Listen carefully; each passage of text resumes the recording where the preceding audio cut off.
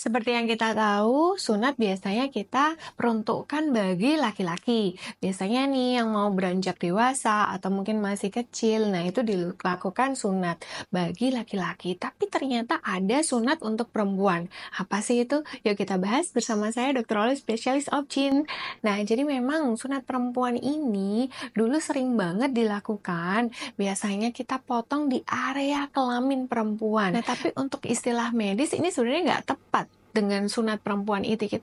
Kita biasa namakan itu female genital mutilation, dimutilasi ya, dipotong ya. Karena kadangkala itu nggak cuma dikit loh itu motongnya, itu bisa sampai klitorisnya hilang. Padahal itu dampaknya buruk banget bagi perempuan. Jadi setelah 1997 udah nggak ada nih sunat perempuan lagi. Karena sunat perempuan bisa menyebabkan infeksi, bisa menyebabkan anorgasmia, jadi nggak bisa orgasme karena klitorisnya diambil, bisa juga terjadi trauma berat karena pastinya sakit banget karena area situ kan sangat sensitif banget.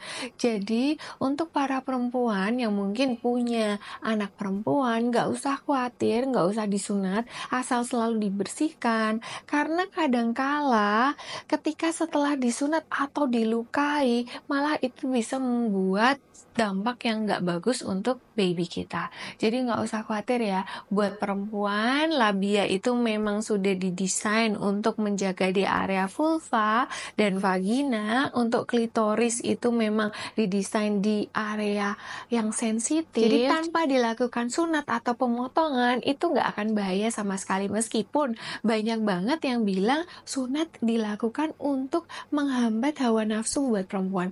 Tapi ketika itu dilakukan pada anak-anak kecil mungkin umur 2 tahun, nah pastinya apa yang diketahui anak umur 2 tahun tentang nafsu? Jadi itu memang tradisi, apabila memang diharuskan dan mau mengikuti, pada prinsipnya jangan melukai di area klitoris atau memotong klitoris sampai habis karena itu berbahaya banget. Tapi kalau mungkin memang karena ada tradisi, nah itu boleh dikonsultasikan ke dokter setempat supaya pastinya diberi pengarahan sehingga setelah tindakan prosedur atau mungkin setelah tradisinya itu si baby nggak trauma dan juga nggak terjadi infeksi saluran kencing, nggak sampai terjadi perdarahan, dan juga tidak terjadi kehilangan sensasi saat dia berhubungan di kemudian hari.